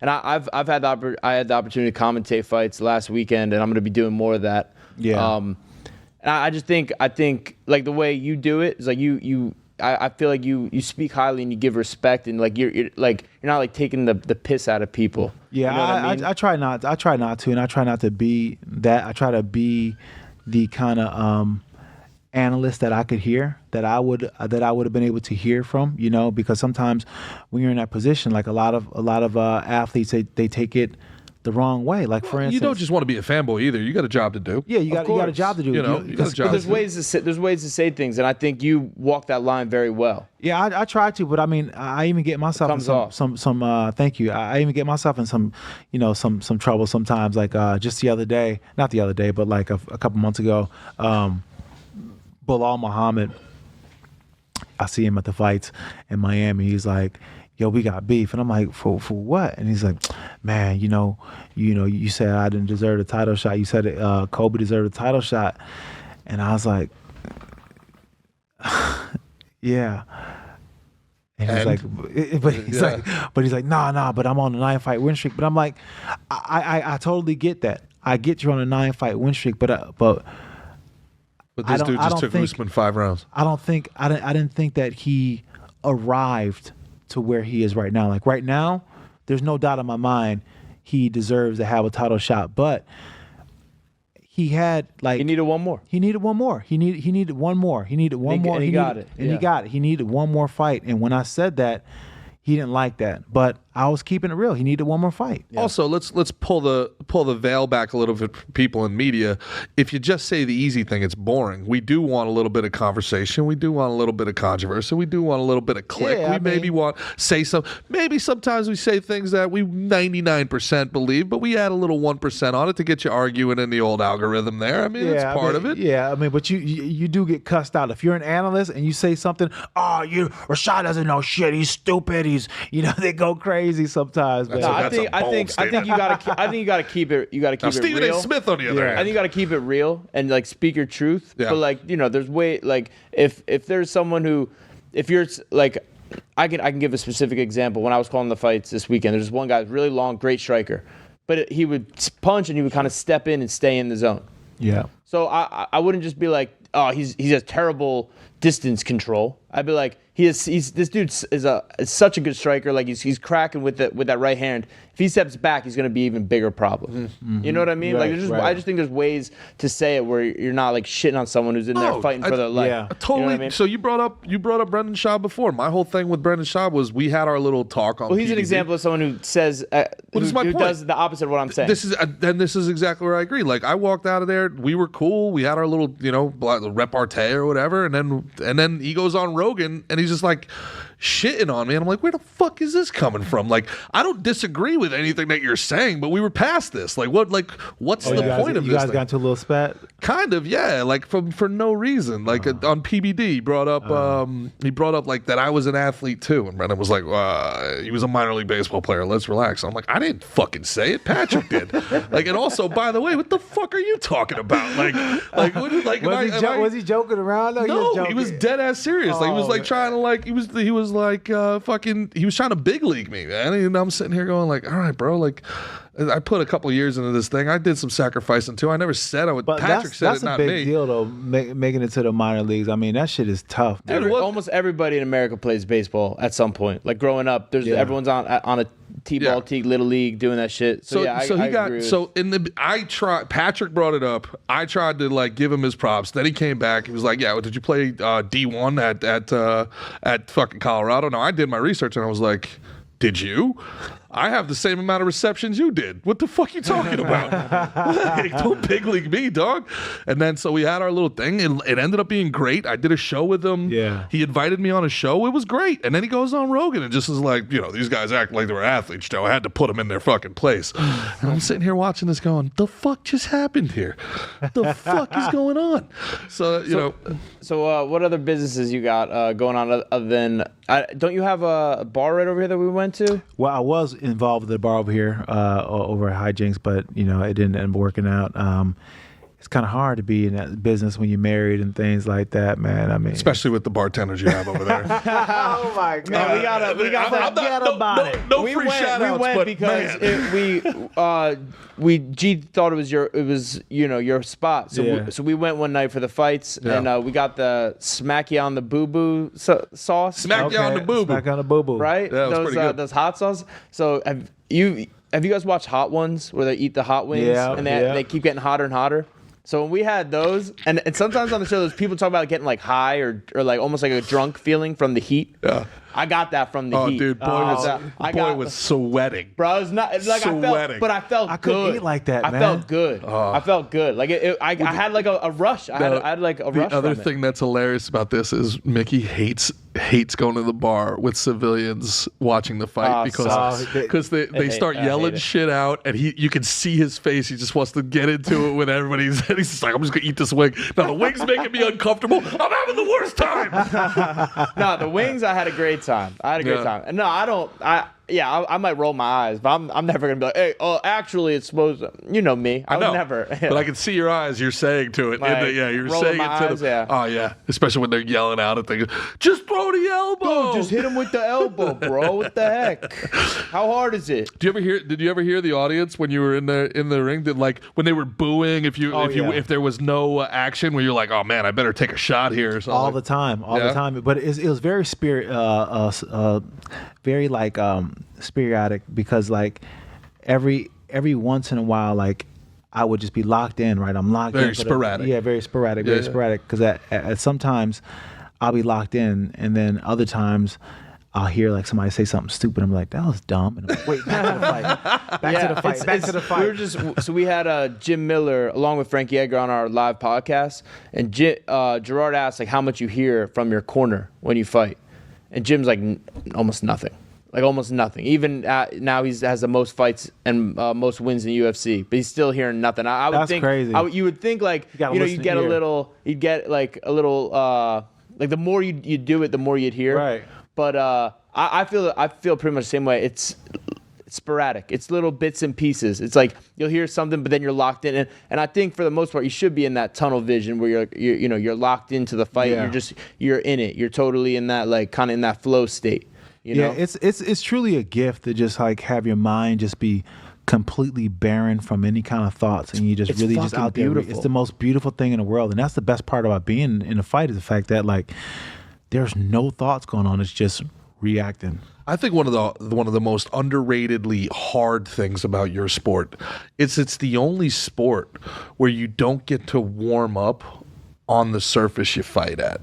Like baseball, you got batting practice for the game. You get your visualization down. You know where your hot cues are. Football, you're warming up on your half of the field. You're getting a feel for the environment.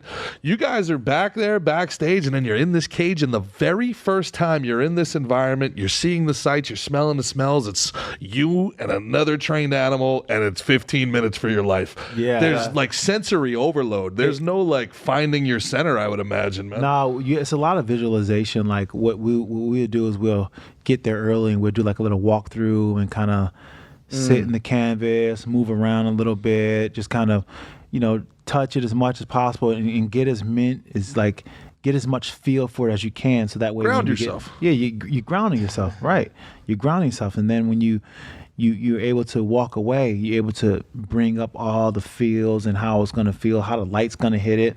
But there's nothing like on fight day, like when you're walking out, because as the fight goes on and you're like the last one to fight, the mat is kind of looking like a work of art. There's blood here, there's blood there, and you just like when you get into the cage, you're like, ooh, that's that spot where that buddy was getting his ass whipped. Let's avoid that. You're seeing like all these spots. Is it slick at that part of the night? Is it roughed up? It can be. Sometimes it's like there's spots where it hasn't really been broken in. You know what I'm saying? So it's still kind of got like a newness to it. But then there's other spots where they've just been wearing it out the whole night, where it's kind of wet and it's kind of like a lot of like some slippage and stuff like that. Are the cages the same from fight to fight, or is there more bounce in some? Is some harder than others? Or the bounce remains the same, but it's the decals on it that kind of changes for me, because some has more stickers on it than others, and when there's more stickers, it's a little slicker surface. And typically, like the canvas is almost like sandpaper. Yeah. Right. Like if you end up wrestling a lot that night, like your knees the next day, like you go to put the hotel sheets, you don't even want the hotel sheets touching your knees, because you're all you're like raw.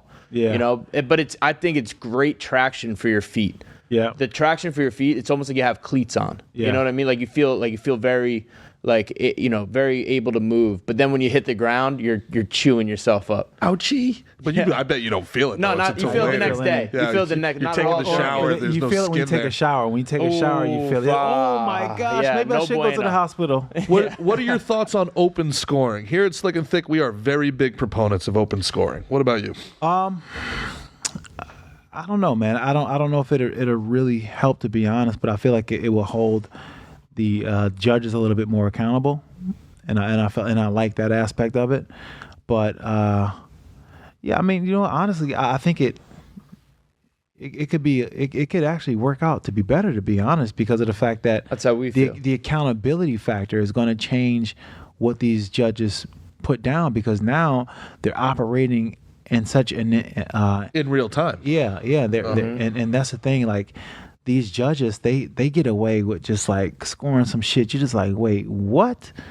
And it kind of ruins it, because you look like the last fight, I forget what the fight it was, but oh yeah, Cara France, is that the one? Cara France and Albazi, those two, you can be like, okay, I can see how Albazi won, but then you look at the scorecard and you see the round that they gave him, and you're just like, wait, this shit don't make no sense, because I know that Cara France for sure won that round. So Does ESPN let you say that stuff, or are they like you can't go after the judges? Nah, ESPN, they'll let you say whatever you want to say.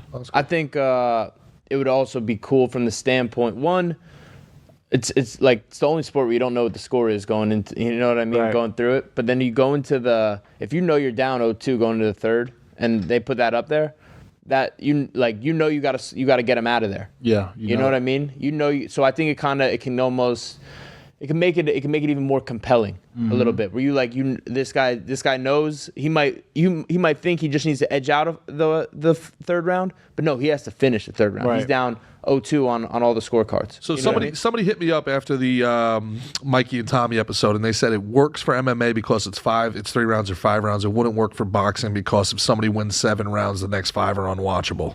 So I get that. Right. Agree. But I think MMA, it makes all the sense in the world. Yeah. I agree. Now, 2 more questions before we let you go, champ. And if you're going to get in trouble, you're welcome to say no. Okay. But when you became the champion of the world, I imagine the DMs started getting a little different. Now, this might have been MySpace DMs back then, but who is the baddest chick to get in them DMs when you were rocking the strap? Oh man, jeez. Name names. I don't even have any names, to be honest, man. I never was out there like that, man.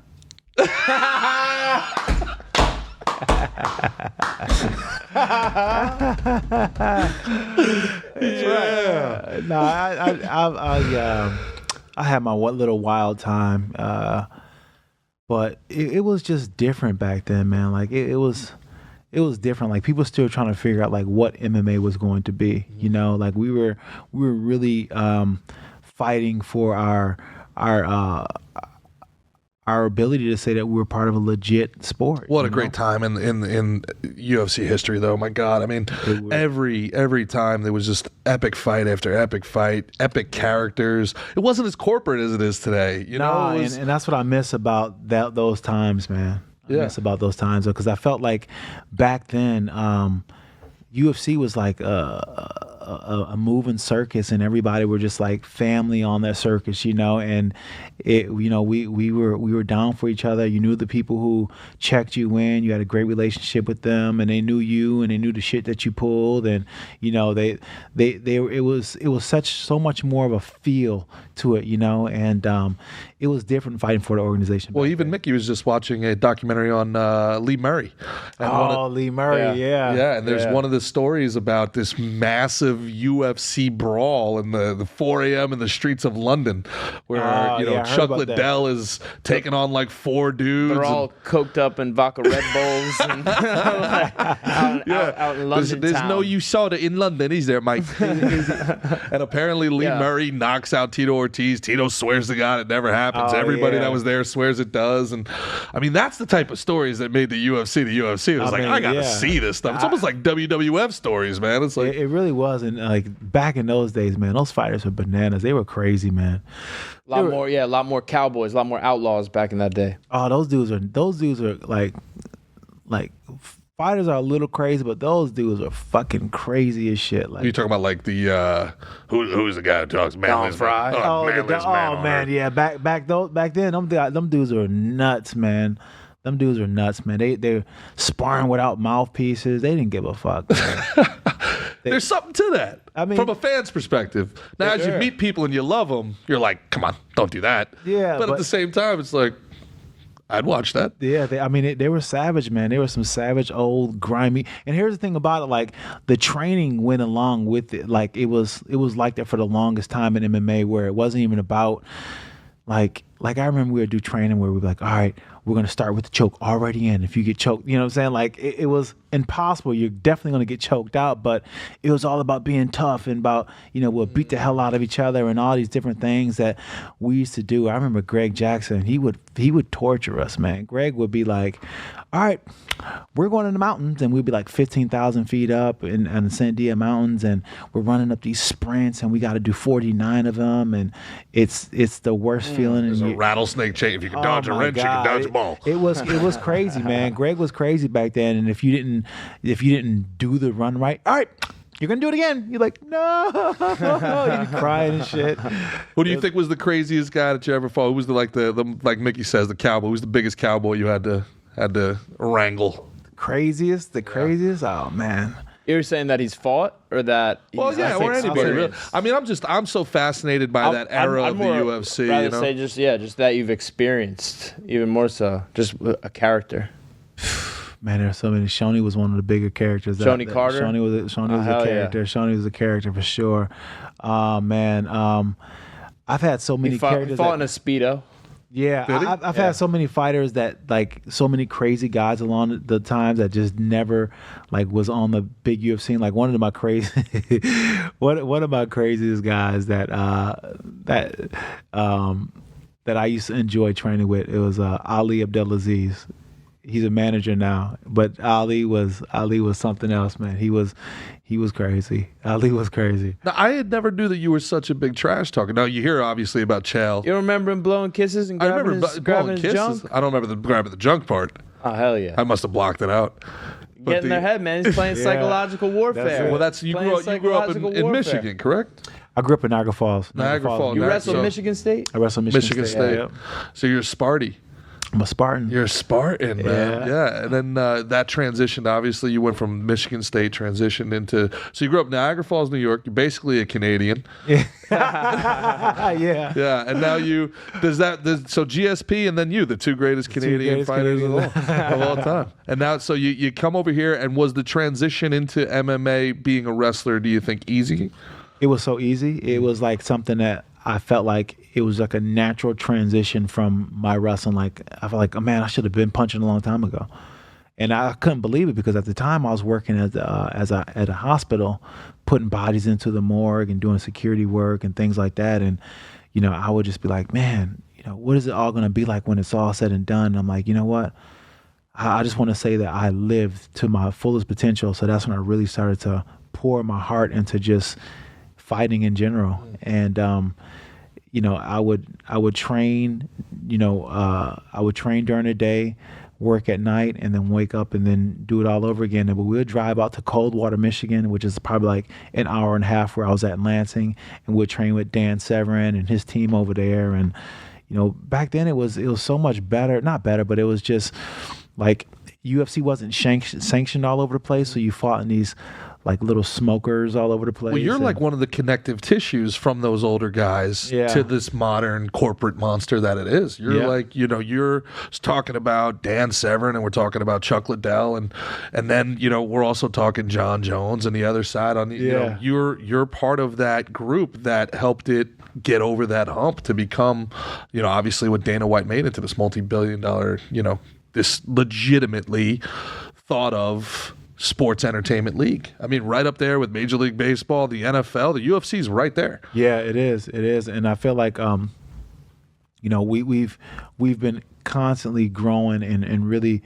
showing that we can be a leader in the top 3 sports. And I feel like when we came back from COVID first was a big step in that direction, but the UFC has done a great job of really constantly bringing their brand up to the level and really, making us one of the premier sports to watch. But back then, it wasn't even called MMA. It was called NHB, No Holds Bar. And part of their whole, facelift of really changing things around was kind of changing the idea of who was these fighters, and the Ultimate Fighter was a big part of changing that identity. These guys are not these, guys in a bar. These guys are your brothers. These guys are your... it's not the Tank Abbott. They showed us the story behind the fighters, and it really changed the way that people viewed MMA. Last question before we get you out of here. Do you think now, as a fan, obviously I don't know like you guys know, back then it felt like the marketing was more fighter-centric. You knew who Chuck Liddell was. Chuck Liddell was on TV shows and all these other things. You knew who Bas Rutten was. You knew who Fedor was. It was very much the fighter was the draw. Now I can't tell you half the time who is, the headline of the UFC. I just know it's UFC 289, it's UFC 270. The UFC is the draw. And I think that's something that they've made a conscientious decision. Like, you root for the New York Giants. You kind of don't care who wears the uniform. Right, exactly. And I think the UFC's kind of gone that direction. Do you think the fighters need to do something to make sure that they're getting their personal marketing? So that, I mean, at the end of the day, that's your brand. You can't, or is just being affiliated with the UFC enough? No, I feel like, even from the UFC standpoint, I feel like, they only can reach a certain level of growth unless they have that. Specifically, I'm talking like Ngannou, right? Yeah. Is it better for Ngannou to be Ngannou everywhere else, or is it better for Ngannou just to be another guy in the UFC?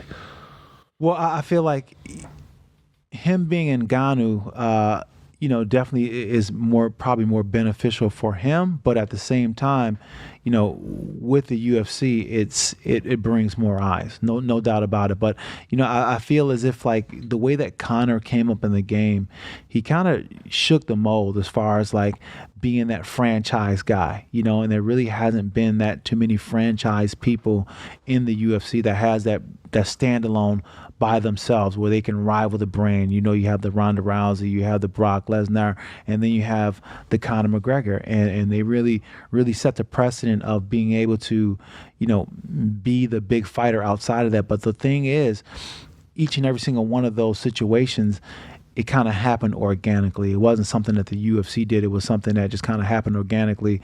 And I feel like the UFC is great as far as like building their brand, but I feel like even if they did push stars a little bit more, like you see guys like Conor McGregor, then it can be more beneficial to their brand as well too, because there's doors that, a single fighter can open that, an organization just really can't. Agreed. Awesome. Mick, you got anything else for him? Nah, man. Thank you for your time, brother. One of the best of all time. I appreciate you, man. Yeah. The champ, awesome. Rashad Evans. They can check out Umbo. Check it out. That's one more time. That's where can they find it? GetUmbo.com and sign up for the newsletter to figure out what we got going on next. That's awesome, man. Rashad Evans, Mickey Gall. That's Christian over there. This has been Gas Digital. I'm Gerard Michaels. We will see you guys Monday at 1 o'clock. Peace.